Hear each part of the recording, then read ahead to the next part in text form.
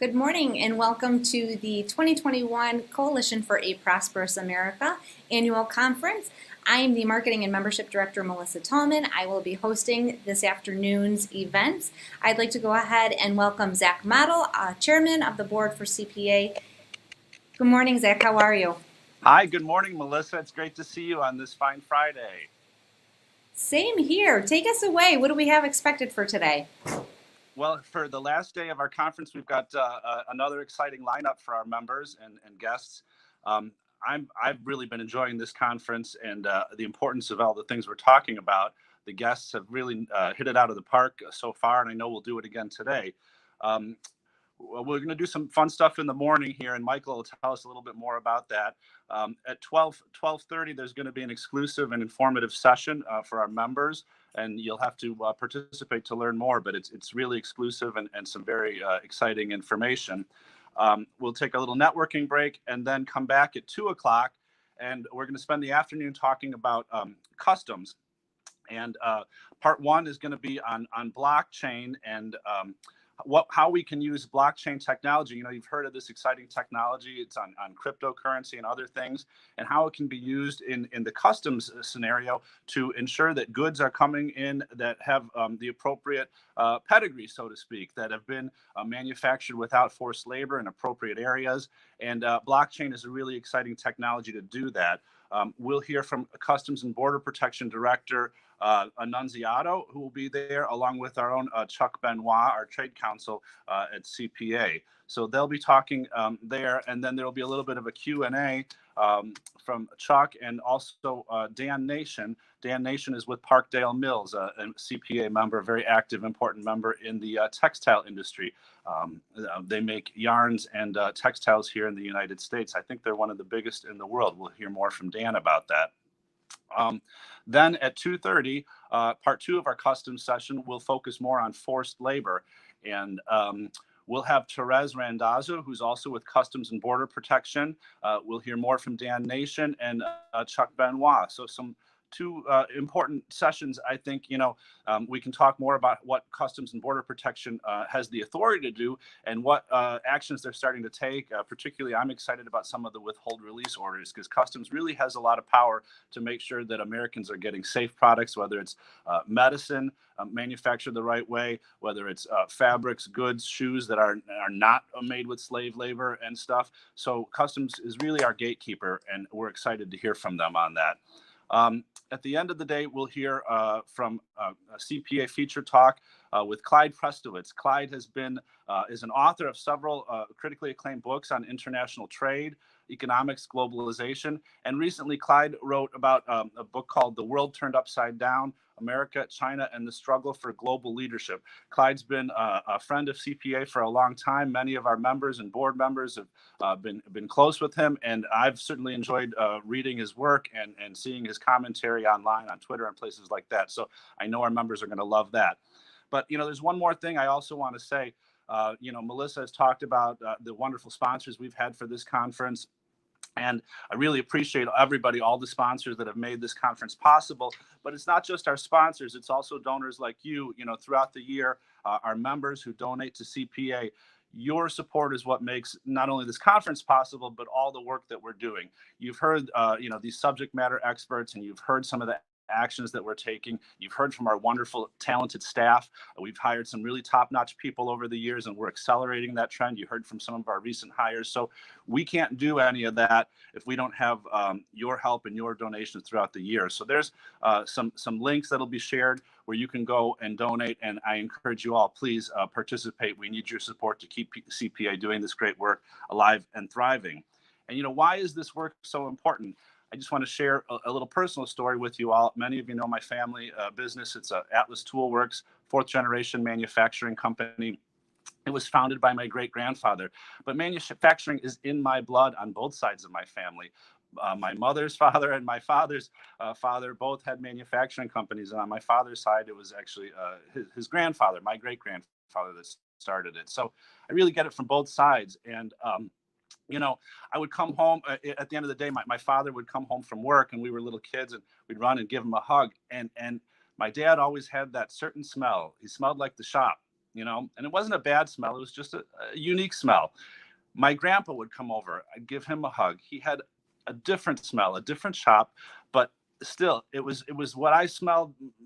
Really, smell of love. Now, I working in the factory have that smell, and so do all of my 100 workers. It's our cologne. You know what it is? It's a cologne of hard work, of success. And what it means to me is people can pay their wages, send their kids to college. In the 100+ years we've been in business, I can't tell you how many families have had great opportunity here to better themselves, move up the ladder, have a better opportunity for their children, have wonderful homes, have a very stable standard of living.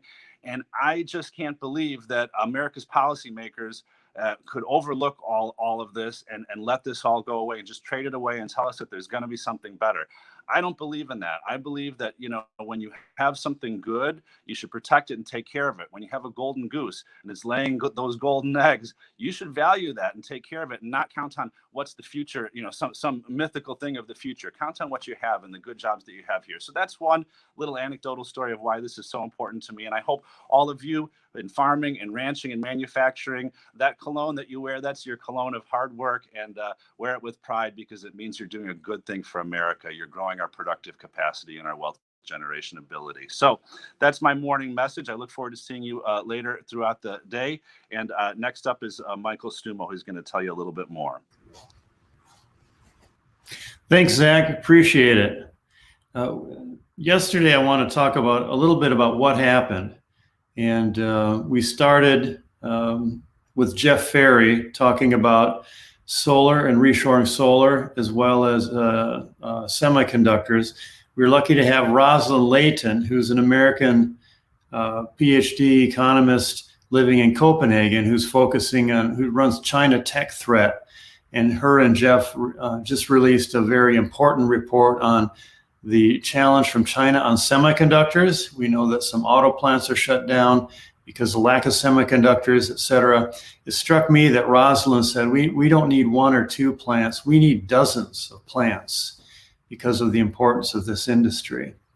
And so we're lucky to have them on, and their recent report is on the CPA website. Next, we had a panel on solar and tech. We brought in Mark Widmar, who's the CEO of First Solar. First Solar is a U.S. company making solar panels in Ohio, and is one of the top 10 global solar module companies. Very innovative technology, and with just 16 months of effective tariffs, the 201 safeguard tariffs on Chinese or on global solar panels coming in. First Solar and others really ramped up investment and production in this country. So we went from nearly zero to, I don't know, maybe, I can't remember, 15-20% of U.S. capacity supplied by the U.S. companies. And we just, it shows how quickly tariffs allow industries to recover. We've seen it in steel and others. You almost don't need any bureaucracy. You just put up a tariff, and if they're here, the investment is just boom, it's ready to go. We also heard from Steve Papa, who's the CEO of Parallel Wireless. Steve has been a startup in various innovative companies, some sold to Oracle, some sold to others, but he discussed his company, which has Huawei killing technology and 5G, and how we need to be moving with the government to reshore, to have our own 5G capability, semiconductor, and other high-tech capability. He's been in the field for a while and had some great insights. We then had a panel on trade and tariffs, and we had Jason Kearns, the chairman of the ITC, describe what the ITC is doing and describe how he has seen the attitudes towards trade changing over time. As we talked about, on the panel, how history is just bending our way, and the old free trade neoliberalism is heading toward the dustbin of history, though it has a lot of supporters still. We had Marty Davis on, CEO of Cambria Inc., which in LeSueur, Minnesota, makes quartz countertops. And we heard from Marty the challenge that China faced when all of a sudden, boom, they started dumping huge amounts of quartz countertops in the U.S. From 0 to 1.4 billion in no time. And his battle through the ITC to get tariffs on, to preserve his market, to preserve his intellectual property, and he's now a successful company again. It was very, the tariffs worked well to keep the subsidized Chinese product out, keep U.S. workers going, and to have him and others expand their market share in the U.S. Lastly, we were lucky to have Stephen Vaughn, who's now at King & Spalding, on yesterday. He was USTR General Counsel, and he and Bob Lighthizer and Dennis Shea, who you'll hear from shortly in a few minutes, were really instrumental in what we've seen. They took on China. They took on the concept that the U.S. has leverage. We don't need to have talks for years and years and years and dozens of nice cities and hotels and get nowhere with diplomacy. We use our leverage to protect our interests. And we saw in the last few years that use of that leverage, which is access to our market, makes other countries react very quickly. And it makes our industry react very quickly. We keep forgetting, and we risk forgetting again, that leverage is what matters. So it was great to have Stephen Vaughn with us and hear his experience. And then at the close of the day yesterday, we heard from Wellborn Cabinets, which we gave the Champion for American Prosperity Award to. And then we heard from our very own John Toomey and Nick Iacovella, who talked about what they're seeing on the Hill with government relations and how the Congress seems to really be changing now, where they care where things are made. They care where federal monies are going, which companies are going to benefit. The old globalist attitudes of the past seem to be receding in force. But we'll see. It's our job to keep going and push it at CPA, because we're here for American prosperity, broadly shared prosperity in this country, to fix trade and to rebuild our supply chains. Our next speaker, we're very lucky to have Dennis Shea, who was ambassador to the WTO under the past administration.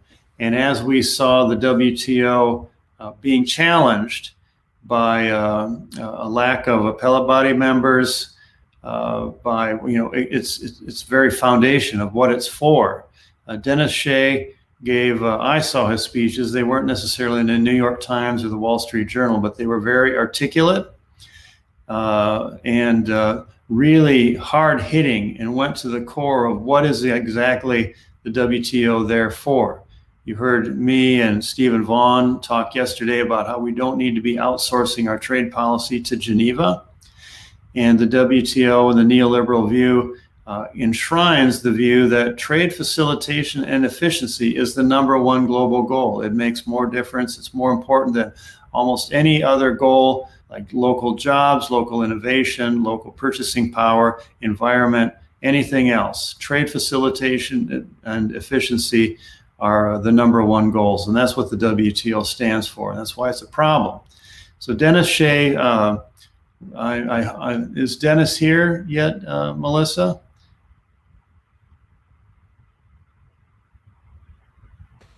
We've got Dennis here. Are you ready for him? Yeah. So I've just given him a shining endorsement, and we're ready to hear from him rather than me. Welcome, Dennis. Thanks for being here. Sure. Thank you, Michael, and good morning, everyone. It's a pleasure to be here today to discuss the People's Republic of China and the World Trade Organization. I've prepared some remarks.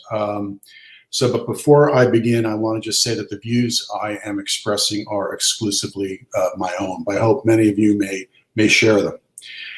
I want to highlight 3 hard truths about China and the WTO that, in my judgment, jeopardize the organization's continuing relevance. The first of these hard truths is that China's economic system, with its unique melding of public, private, and Chinese Communist Party resources, all harnessed to advance industrial policy objectives, is incompatible with the WTO norms of market orientation, transparency, non-discrimination, and reciprocity. In 2001, when China acceded to the WTO, there was great hope that its economy would further open up and liberalize.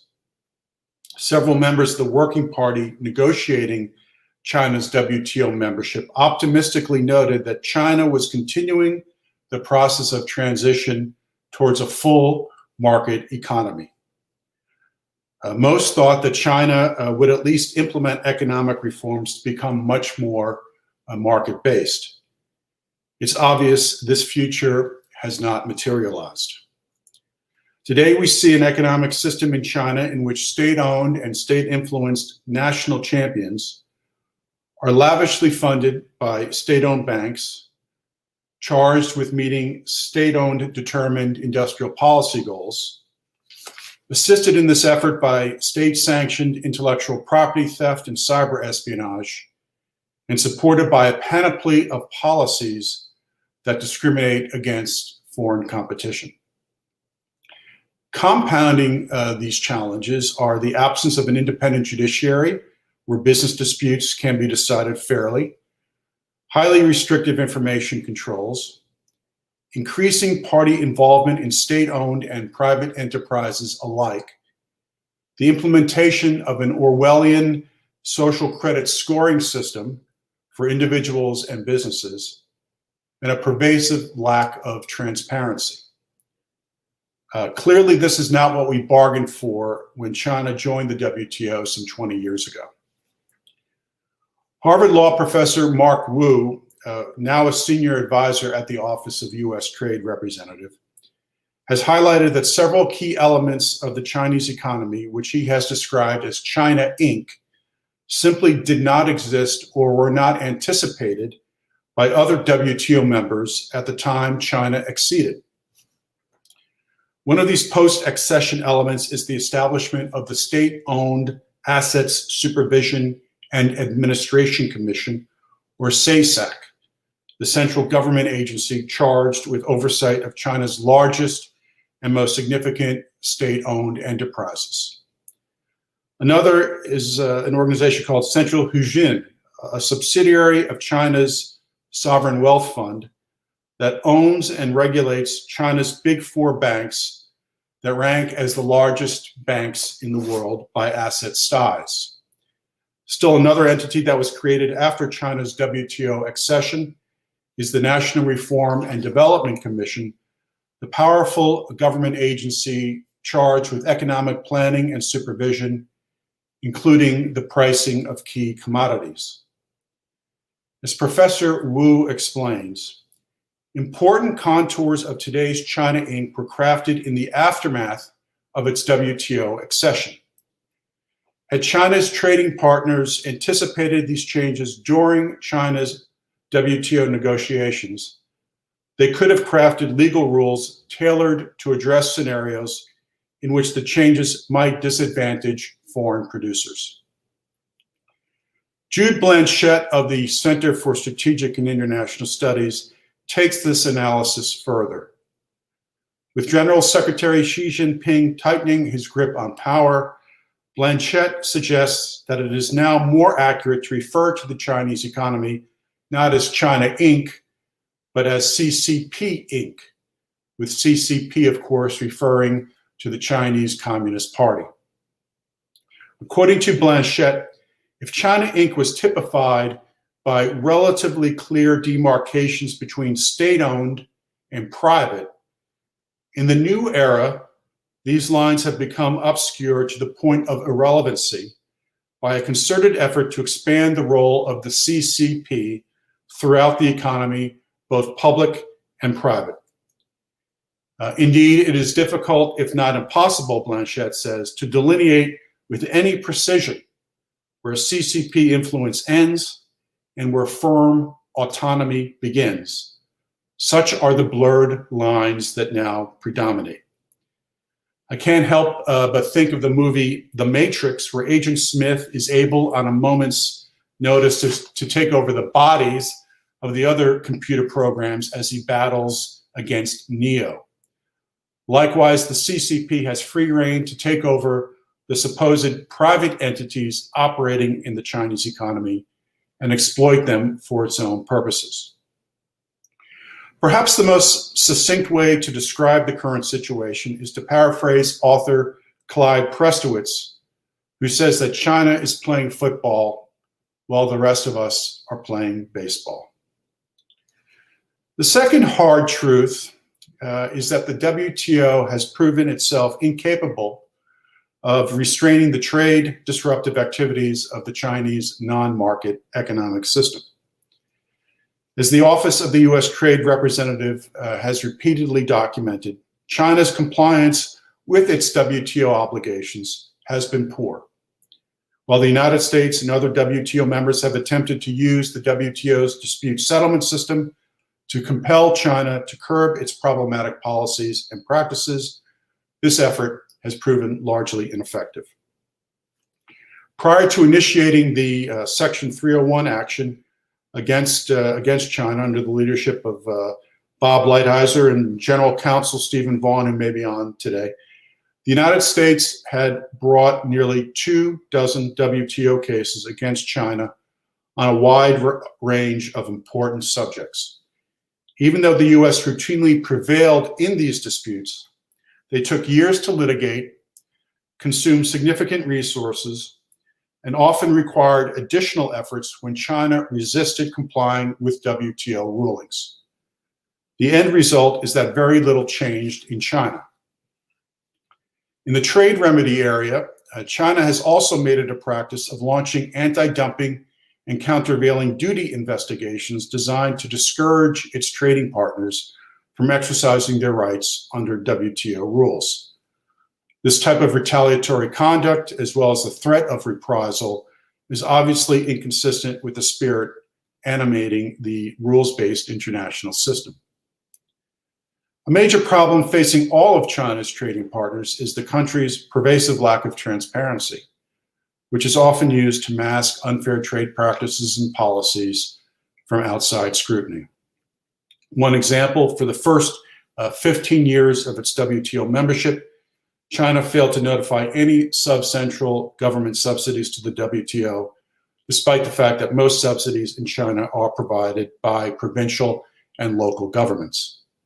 These subsidies continue to contribute to serious excess capacity in many important industries such as steel and aluminum.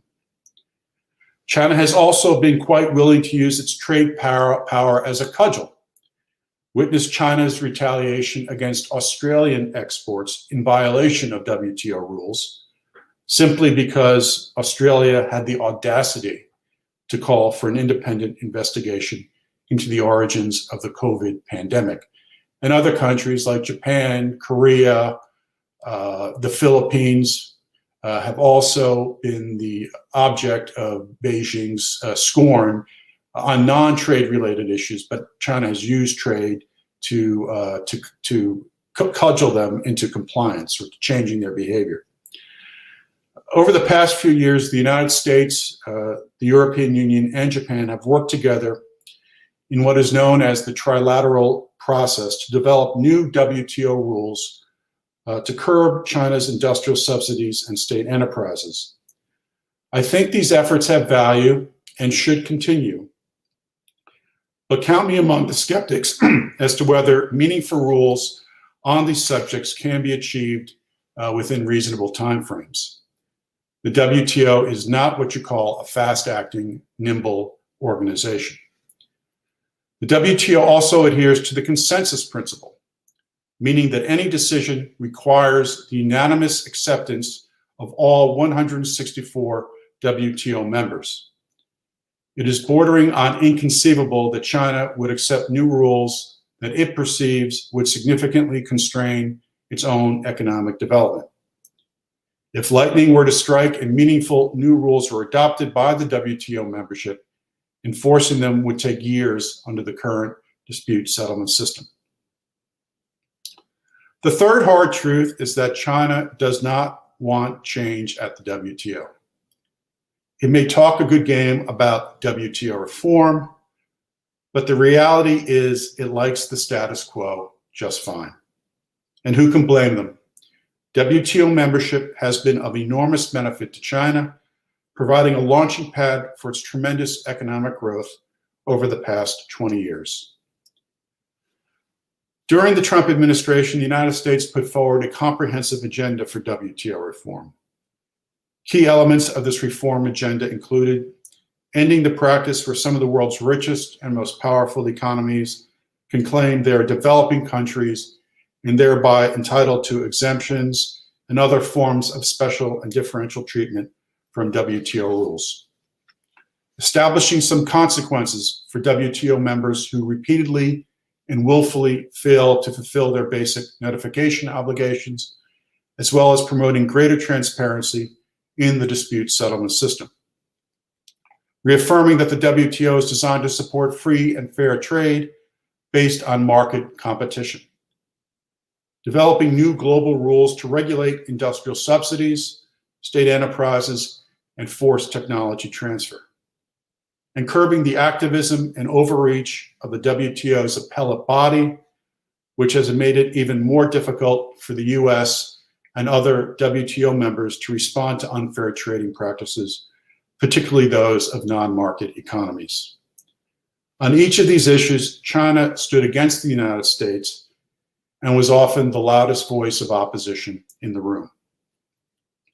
Despite its claim of supporting the multilateral trading system, China is also imperiling the one multilateral negotiation at the WTO. That's the negotiation to end subsidies for illegal, unreported, and unregulated, or IUU, fishing. Last year, many of us watched in horror as a force of more than 300 Chinese fishing vessels plundered the waters immediately outside the exclusion zone of the Galapagos Islands, indiscriminately removing thousands of tons of fish from an area notable for its rich diversity of marine life. At the WTO, the United States has advanced a proposal that would end subsidies for this type of industrial level distant water fishing. Who is the most outspoken opponent of the US proposal? China.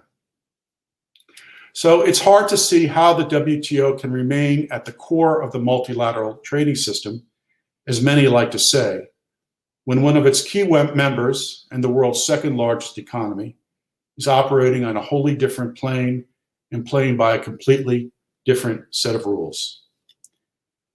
Where do we go from here? The first step, it seems to me, is to recognize we have a problem, a big one. And I would urge other like-minded WTO members finally to speak up in Geneva. Early in my tenure at the WTO, the United States circulated a paper entitled China's Trade Disruptive Economic Model in an effort to educate the membership about the incompatibility of the Chinese non-market economic system with WTO norms. When I shared our intention to circulate the paper with the top European trade official, his immediate response was a quizzical one. Why are you doing that? Later in my tenure, I encouraged representatives of other nations, many of them part of the Friends of the System group, to endorse a US proposal reaffirming the centrality of market conditions to the international trading system. With two exceptions, Brazil and Japan, this plea was ignored. Many feared alienating an important and powerful trading partner and did not want to get in the middle of what they perceived as solely a dispute between the United States and China. When I emphasized the importance of reinforcing our shared values as WTO members, I was usually met with silence or a blank stare. I think perceptions are changing, however. Because of what we are witnessing in Xinjiang, Hong Kong, the South China Sea, and elsewhere, there is growing awareness that the Communist government of China is a threat to the international order itself. The shrill performance of Chinese officials at the recent meeting with Secretary of State Blinken in Anchorage only reinforces this view. And if there was any doubt, the sanctions imposed by China this week on members of the European Parliament, European think tanks and scholars, and the EU Council's Political and Security Committee in retaliation for the EU daring to take action against some of those perpetrating the horrors in Xinjiang, demonstrates that the CCP is an outlier to the rules-based international system. And just yesterday, we saw similar activity, similar sanction activity taken against a broad group of academics, parliamentarians, and scholars, lawyers as well, in the United Kingdom. The Biden administration has made working with friends and allies a hallmark of its diplomatic approach, particularly when it comes to China. When the administration brings this approach to the WTO, I sincerely hope our friends and allies will appreciate the gravity of the moment and what's at stake.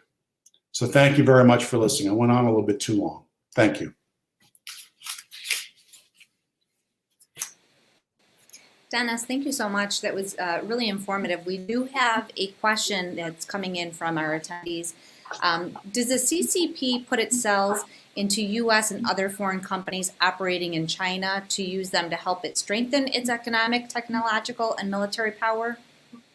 It's my understanding that might be happening. I remember going to China, and it was, I think, a wind turbine company. It was a Chinese company, and they had all these wind turbines just lying on the ground. And the marketplace didn't really make a difference. They're just overproducing to have them. And we were told this is a private company, but you walk by a door, and it's the CCP cell in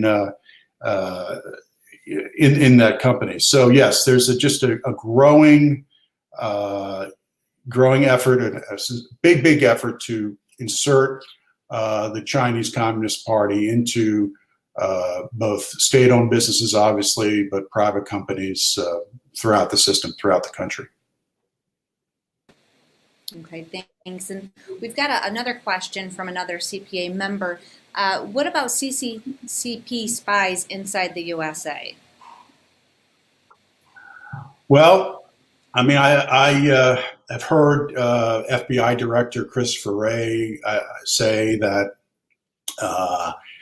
the FBI is starting a new counterintelligence investigation in every 24 hours. I don't know precisely, but there's just a lot going on.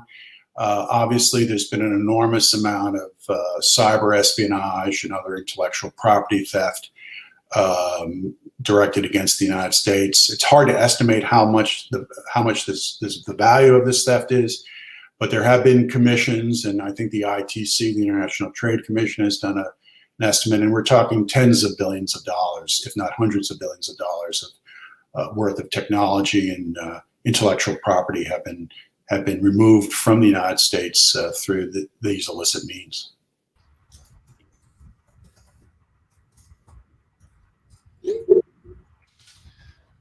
Hi, Dennis. Hey, Michael.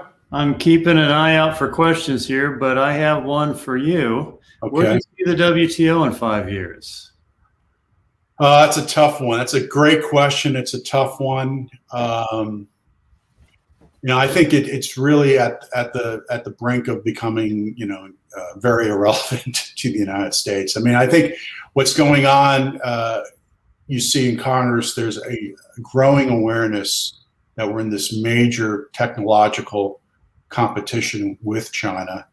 There are legislative efforts that are bipartisan. It's really important when we work together that both parties be perceived and in fact work together to respond to this challenge, this technology challenge. But you see efforts like the Endless Frontier Act, the Senator Schumer and Senator Young of Indiana have put together, and hopefully there's also a House version of that to really increase U.S. investment in some of these technologies of the future. We have to learn how to commercialize that technology and keep it in the United States, right? Produce jobs. But what's the WTO role in that? I don't see any role in that. So the WTO, I think, is risking becoming increasingly more irrelevant. So I don't support the U.S. withdrawing from the WTO. I think it should remain there, but in 5 years from now, it may sort of be an afterthought. We have another question from Mark Fastow, one of our board members, who's actually writing an industrial policy book.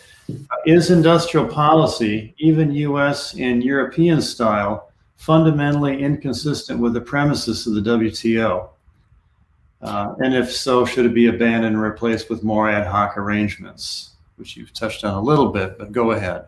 Well, subsidies in and of themselves are not inconsistent with the subsidies agreement, the WTO. They have to be subsidies that are sort of supporting exports. It's narrowly defined. So I don't think industrial policies in and of themselves, for example, I don't think the research and development tax credit is inconsistent with WTO rules. I don't think supporting basic research is inconsistent with WTO rules. So no, industrial policies in and of themselves, written broadly, are not necessarily inconsistent with the WTO rulebook.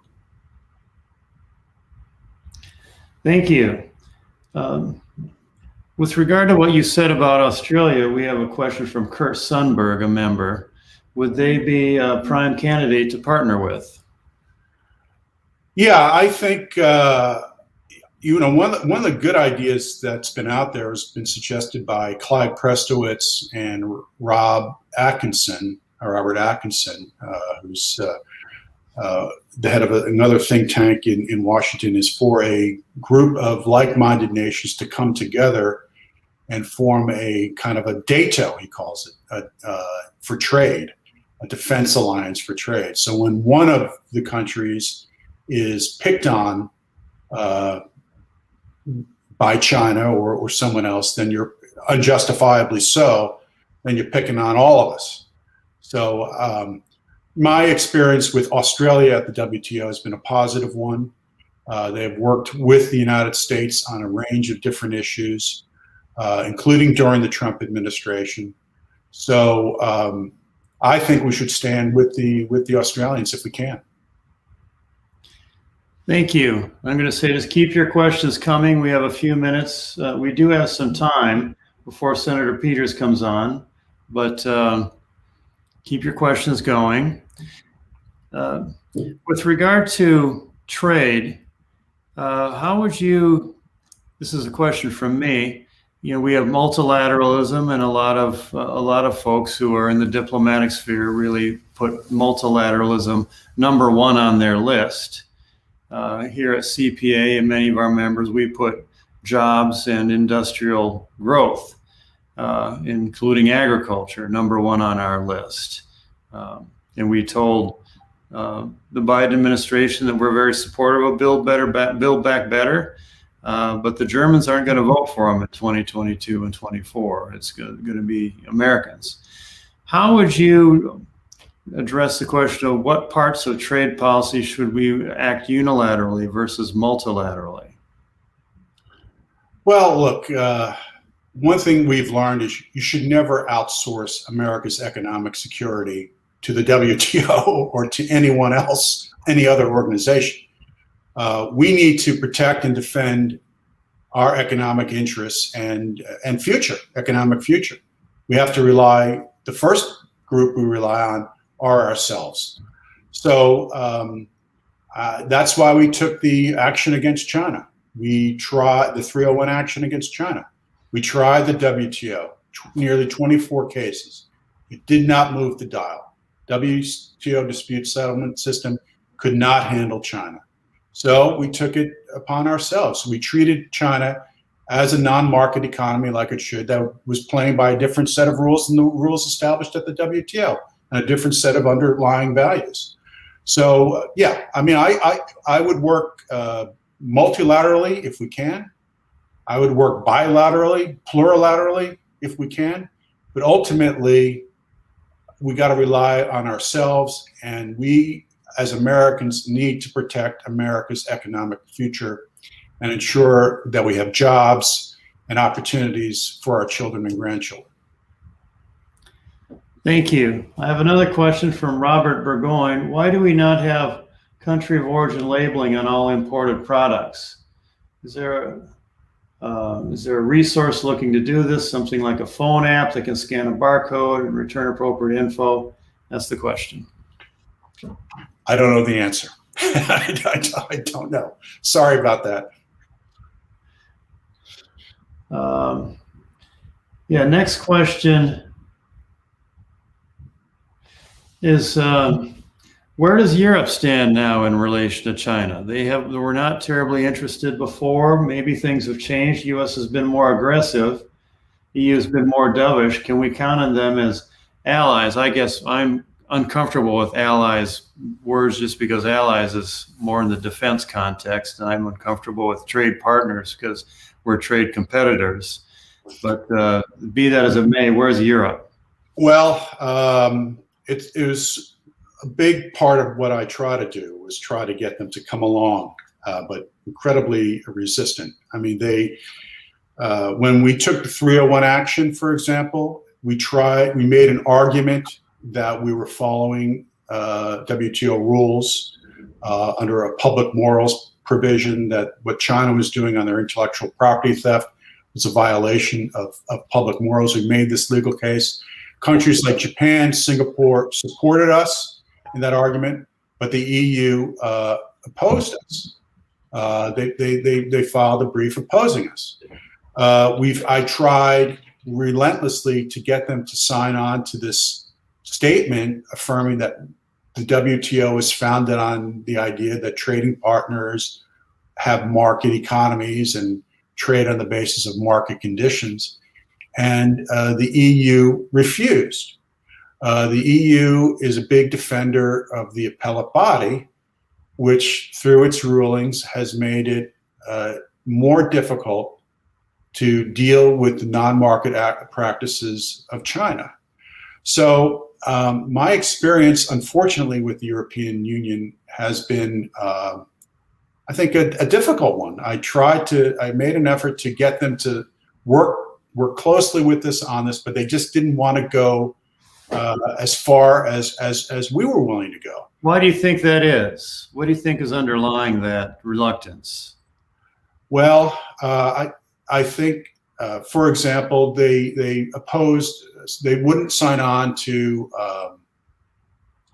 our market-oriented conditions statement because it implied that China couldn't be a member of the organization. Well, okay, it implied something. I think they were maybe in the middle of negotiating or trying to get this comprehensive investment and agreement with China. I think EU trade policy is driven to a large degree by German multinational companies, particularly the car companies that have vested interests in China, and I think that really acts as a brake on doing something collectively together with China that is significant and has some weight behind it. But I think the recent the way that the Chinese reacted to the EU taking really a modest action of sanctioning 4 or 5 people in China for what's going on in Xinjiang, and then the Chinese seemed, I think, overreacted and sanctioned all parliamentarians and think tanks and others in the EU, and they're also doing it in the UK. I'm curious as to whether that changes the thinking in Europe, but we'll see. Thank you. We have another question about, has the appellate body been operating in violation of the WTO charter that it is not to add or subtract from the agreement made by its nation members? Absolutely. It has created, for example, invented a standard under the safeguards agreement that for a safeguard to be WTO compliant, it has to be the result of unforeseen circumstances. That doesn't exist in the agreement. It has basically written out something called Article 17.6 of the anti-dumping agreement, which would give WTO members some latitude to impose trade remedies based upon their own domestic laws. So yes, the WTO, the appellate body, has invented things, has definitely added rights and obligations in violation of what it's supposed to be doing under the dispute settlement understanding, which is the agreement that set up the WTO dispute settlement system. Thank you. With regard again to Europe and even Canada and Mexico, as we've seen in the last couple of years, the bilateral imbalance with China be reduced, the overall trade deficit with the world has increased, especially last year. And the EU, Canada, and Mexico are countries which have long enjoyed trade surpluses with the U.S. And what is the are they necessarily, what happens is they overproduce and underconsume, and they offload their overproduction to us. Does the WTO say anything about that? And to what extent are they truly our partners rather than competitors?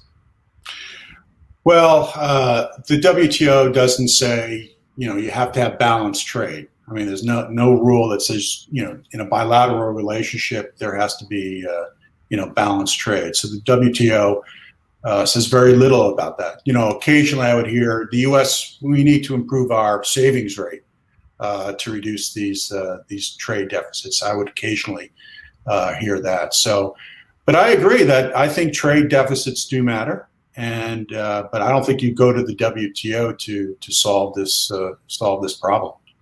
Is the WTO a barrier to solving the problem?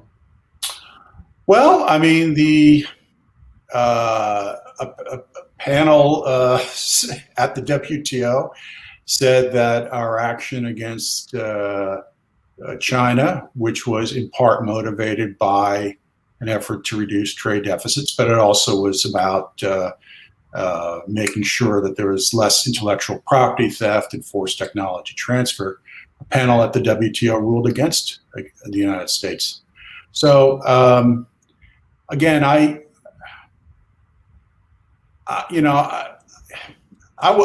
wouldn't say it's a major barrier. I mean, I think what's happening now is we're just going to have to take care of our own business, going forward. Speaking of that, the next question is about chip manufacturing. Regaining U.S. leadership in advanced chip manufacturing will require both subsidies and likely tariffs or other limitations on competing imports from the likes of TSMC and as well as the application of Buy American rules. Would these policies be inconsistent with the WTO? Well, there's something called the most favored nation principle, where you have to treat every country the same with the same tariff rate. So if potentially if there is a effort to increase tariffs to support more domestic manufacturing of chips, we might be able to say that that's justified by our national security and look to the national security exception. That is now playing itself out in the WTO dispute settlement system with respect to steel and aluminum. But so yeah, there might be WTO challenges to efforts like that.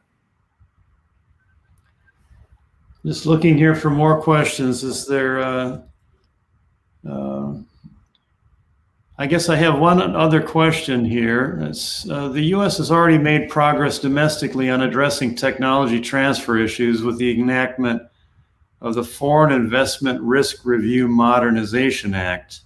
That's the revised CFIUS bill. CFIUS. Right. While companies largely now decide which technologies to transfer overseas, the careful implementation of that act is critical to making this a matter for U.S. policy and for considering national security costs that are not included in private sector decisions to transfer tech to China. I guess the question is, do you have any thoughts on that? Well, I just support very strong investment screening to ensure that our technologies and intellectual property doesn't fall into the hands of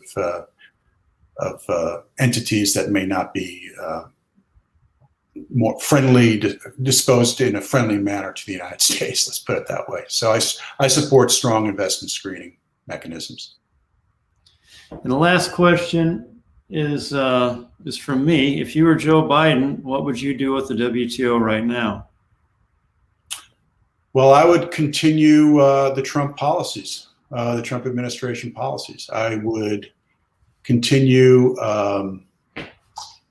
making sure that the dispute settlement system doesn't add rights and obligations, as your questioner mentioned before. I would continue to move our proposal to eliminate this situation where highly advanced economies like China's can claim that they're entitled to special treatment at the WTO. I would continue pushing for a proposal which says if you as a WTO member have an obligation to notify your trade measures and your subsidies, and if you fail to do that, there's going to be some consequences. I would continue pushing this notion that the WTO at its foundation is based on market principles, is supposed to be based on market principles. So I would, and I'm hopeful that the Biden administration will continue, pressing these issues. I think they have some leverage. I think there was a sense that the WTO, I believe there's a sort of a sigh of relief. The Biden administration takes a different, maybe the different tone to things, brings a different tone to things. But I think if the Biden administration continues, I always felt what I was doing at the WTO was representing the American interest, not the necessarily Trump interest or the Republican interest, but an American interest. And I hope the Biden administration continues to do that. Thank you. And one more question, I think. Does the WTO MFN principle hurt the U.S.? Well, it's interesting. Bob Lighthizer wrote an article for the Wall Street Journal several months back where he says that it's crazy that we've had multiple tariff reduction rounds prior to the WTO, under GATT, prior to the WTO's existence, where the Western nations, including the United States, brought their tariffs down. But there are many countries, advanced economies, who continue to have very high tariffs. So what is the point of this? And Bob, if I recall his op-ed correctly, said we really need to reduce tariffs across the board at the WTO, get these high tariffs down so that we're all playing on a more equal playing field. So there you have it. Thank you. We're honored to have had you, Dennis, and hope we can work together in the future. Michael, thank you very much for having me, and I wish you and your organization much success. And now for everybody else, we're going to, we will have Senator, I'm just looking over at my other screen, we have Senator Peters coming on at 12:10.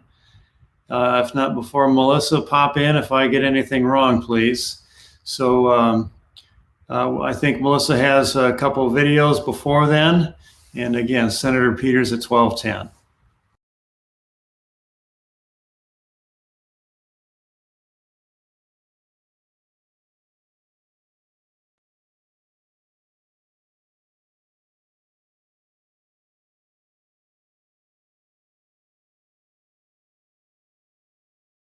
SK International is capable of reverse engineering 3D CAD models from existing physical parts. After the part is received from the customer, it is probed using either our CMM or our Romer Absolute arm. In this instance, the Romer arm was used due to the complex form on the part. As the features are probed, they are stored in PCDMIS as a series of lines and arcs, which will be used to make a rough reconstruction of the part in 3D. Using the rough 3D model made from the data from the Romer arm, a program is made on the CMM to check the accuracy of the model to the part.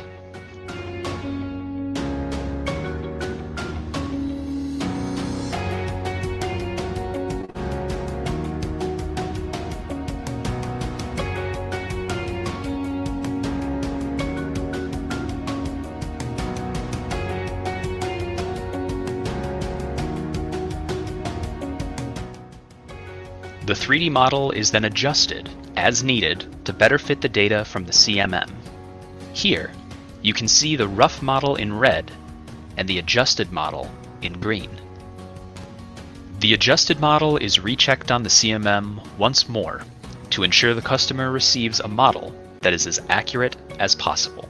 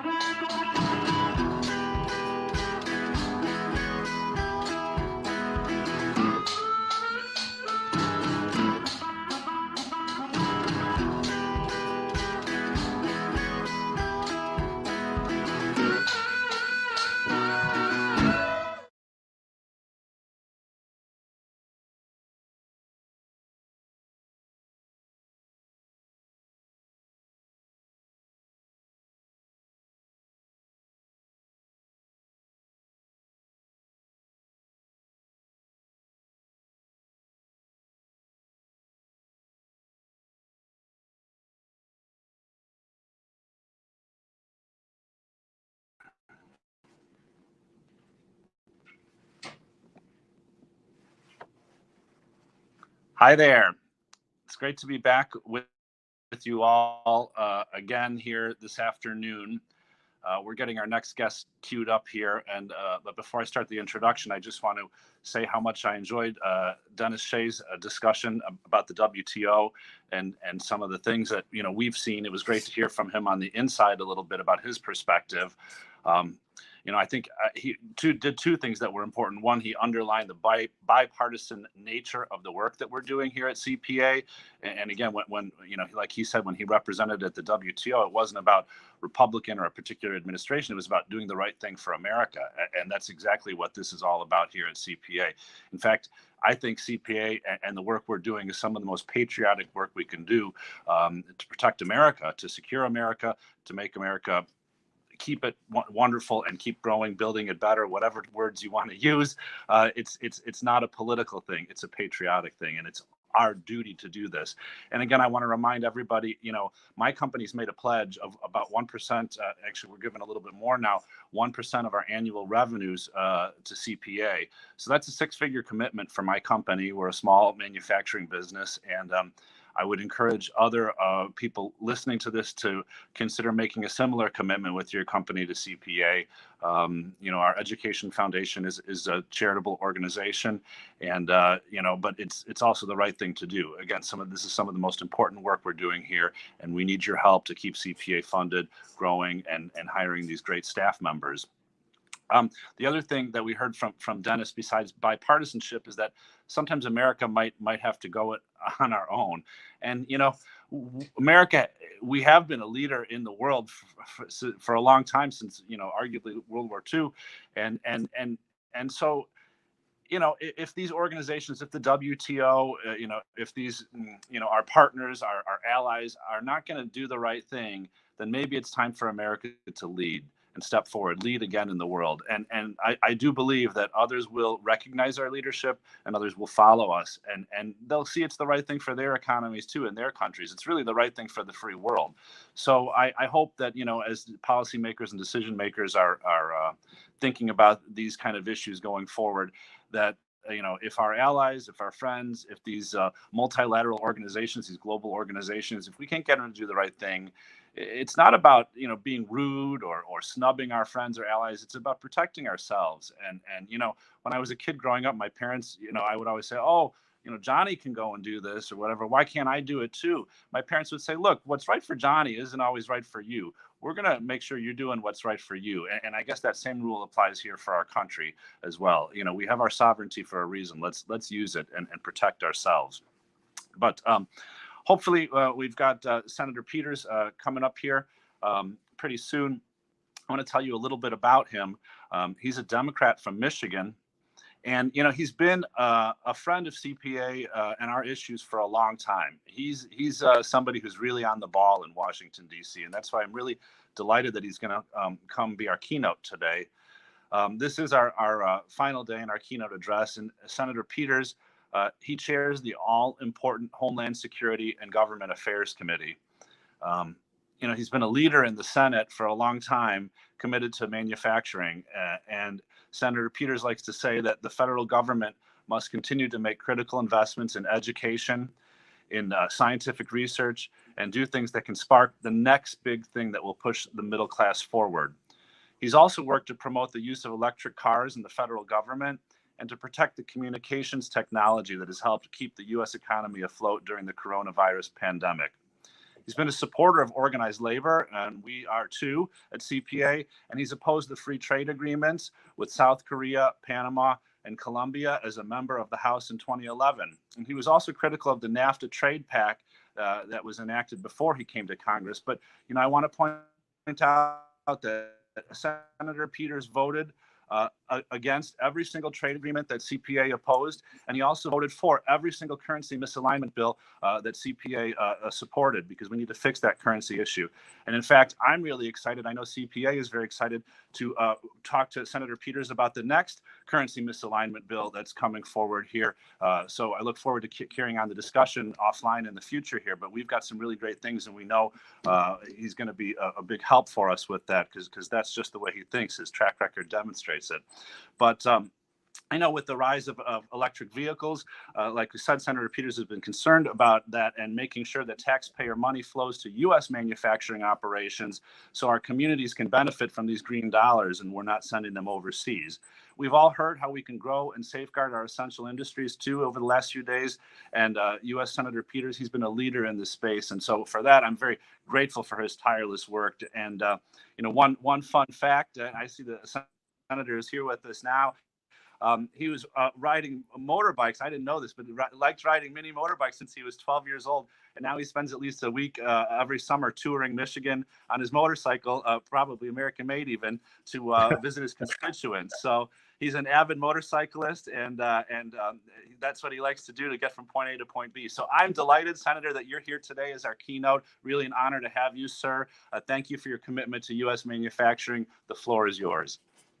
Well, thank you, Zach, for that very, very warm introduction. And you're right, I am an avid motorcyclist. Started at a very young age, and I ride every opportunity I get. You mentioned my trip across the state, which I do every August, but I'm on the bike. In fact, I've already been out. I was out in February here in Michigan. I think it was the earliest that I've ridden, but I'm a proud motorcyclist, riding a Harley Davidson motorcycle.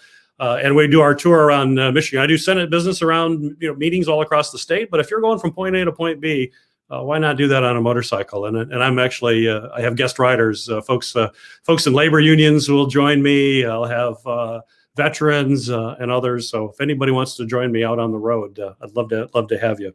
But I want to thank you, Zach, for your leadership. Also want to thank the Coalition for a Prosperous America for this opportunity for me to be able to join your conference. And I just want to say your work to strengthen manufacturing, to create jobs, to protect American workers, and to make sure that trade actually helps enhance American lives and American opportunities and American livelihoods is just so important. So the work that all of you do is something that I admire and look forward to continuing to work with you.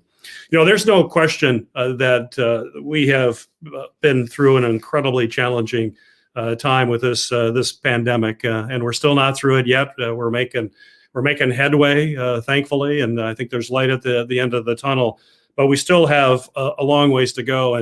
But when I step back and reflect on what I have seen over these last few months, one thing that I think is really a high point is what I've seen companies do, American manufacturers do under a very challenging time. Manufacturers have figured out ways in which they can rework their operations to be able to retool manufacturing lines, institute policies, COVID-safe policies, so they could bring workers back in to make sure that they could continue to do their work while also staying safe. It is certainly a testament to American manufacturing and American innovation and how we have seen that develop over these over the last year. But I think certainly as we turn the round on this pandemic, we have to make sure that we're prepared for another one in the future. We know that the likelihood of another pandemic is high. In fact, scientists say it will happen. It's just a question of when. I hope it's not for another 100 years like the last one, but the scientists also say we might see these happening more frequently than any of us would like. So it's important for us to invest in ways to make sure that our workers and our businesses are better equipped for a future health crisis. In my role, and Zach mentioned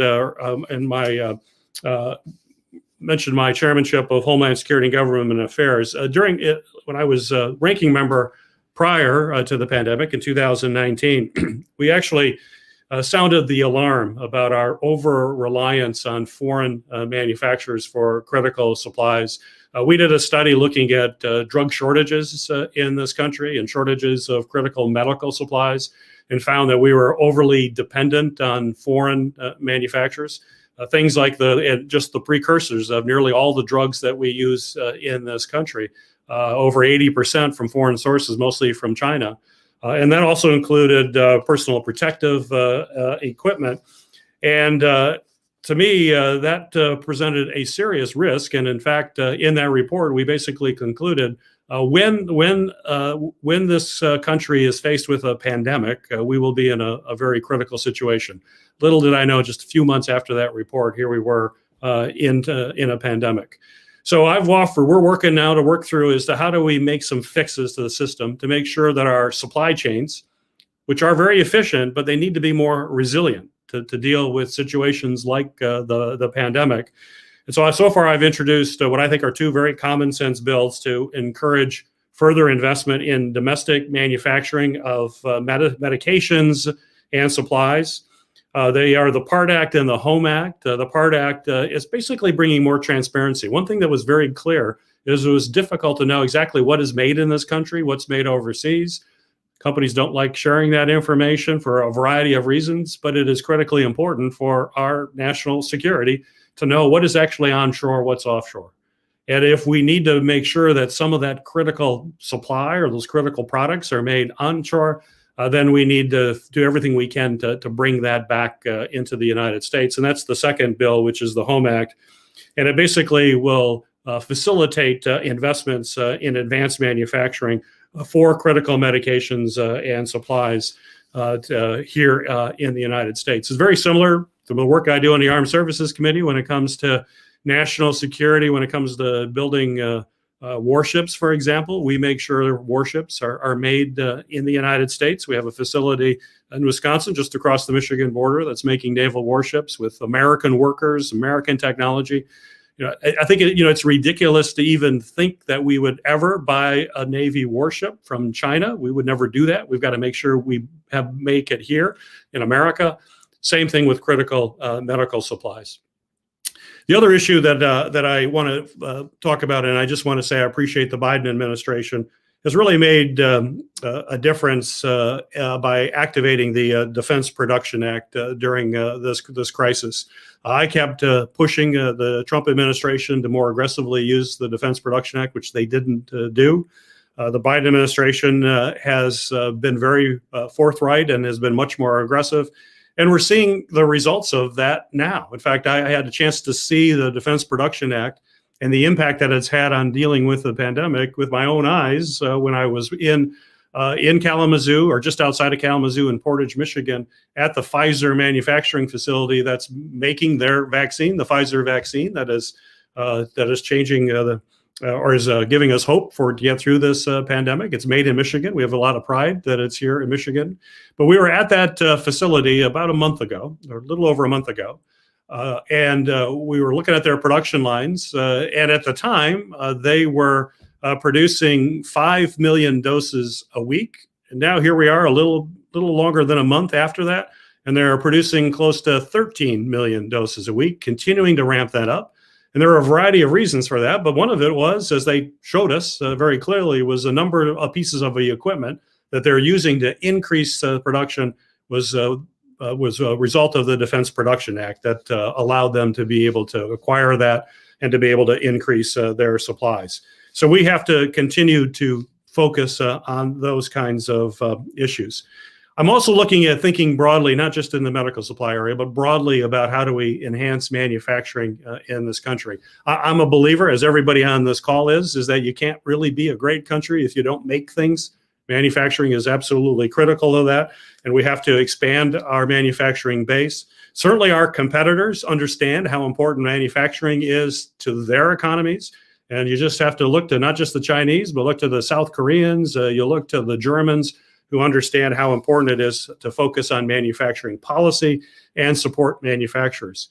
But if you look at the United States right now, we have 58 manufacturing programs within the federal government, but they're spread out over 11 different federal departments and agencies. It doesn't make sense.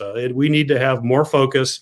There's duplication, there's waste, and there needs to be one clear voice for what manufacturers need in order to succeed.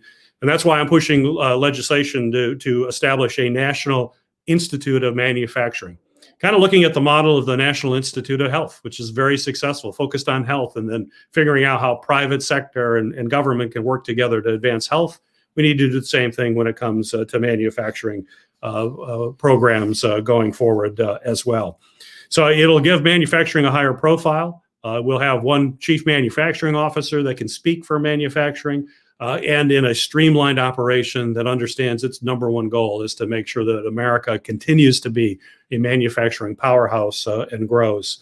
I've also, related to that, introduced legislation to create a manufacturing.gov one-stop hub for manufacturers, particularly smaller manufacturers, to have the ability to be able to understand what federal programs may be available to help them expand their business, strengthen their business, and help their workers, and also elevate the National Manufacturing Advisory Council for that as well. So we hope to get your support, and we're going to keep pushing that. I'm very confident with the Biden administration, with their focus on manufacturing, that we're going to be able to hopefully move that forward. But in the terms of advancing trade, I've also been working to advance trade in a way that benefits all of us. And that work is done through my work in the Homeland Security. I oversee CBP, and making sure that we can facilitate trade that expands our manufacturing capabilities here. And that means more seamless operations at the border. And I've worked in a couple areas related to that. You know, when you think about CBP and Homeland Security, they have an incredibly tough job. Their number one job, without exception, is to keep us safe. Keep us safe, keep our borders secure. But you also want trade to be able to move back and forth as efficiently as possible, especially here in Michigan with the auto industry and just-in-time delivery. It's incredibly important that that happens while keeping our borders safe. So I've worked to increase CBP officers. I've also worked to strengthen and to protect our agricultural industry by having more agricultural inspectors on there as well. The other issue to protect from unfair foreign competition is legislation I'm working on to protect smaller industries or that may be impacted by unfair competition, but they don't have the resources to fight back. You know, we have an issue right now in Michigan with our cherry growers in northern Michigan, the Traverse City area, that are being severely impacted by Turkish cherries that are being dumped on the marketplace. Clearly, the government is unfairly subsidizing them to the detriment of our growers and processors in Michigan. But they don't have the resources of a big industry to hire the army of attorneys and lawyers and others to fight back. And that's why I've introduced legislation to have the Department of Commerce really be able to self-initiate actions to help small industries to be able to fight back against unfair foreign competition. Because all of us who are on this call know that American workers can outcompete anybody in the world as long as the rules are fair and we have a level playing field. So that is something I will continue to work on to make sure it becomes a reality. And finally, I just want to say I'm certainly pleased with the confirmation of Catherine Tai to serve as the Biden administration's U.S. trade representative. I think she's going to do an outstanding job. She's certainly a very talented individual, but as was clear in her confirmation process, she's committed to trade policies that ensure trade agreements protect labor rights, something I'm passionate about, everybody here. They must protect labor rights. They must advance economic opportunity for Americans. And we have to deal with the challenge of climate change. And our trade policy will have a very important part of that as well. So I look forward to working with her. So just in closing, thank you for letting me have a few moments here to talk about what we're working on here. Please know that my office always stands ready to work with you on these important issues to make sure America continues to lead the world in manufacturing muscle, and that our workers have the opportunity to get great paying jobs, have great careers, and continue to advance the American middle class and all those who aspire to be a part of it. So to each and every one of you, thank you for your passion. Thank you for your work. It's really been an honor to be with you here today. Thank you, Senator, for your tireless work. We love having you here. Great. Thank you. Thank you, Senator Peters. Zach, I'll see you at the exclusive panel that's coming up next. Yeah, I encourage all of our members to stick around. It's a really exciting and totally exclusive event just for our members. We'll see you all in a minute. Take care. Bye.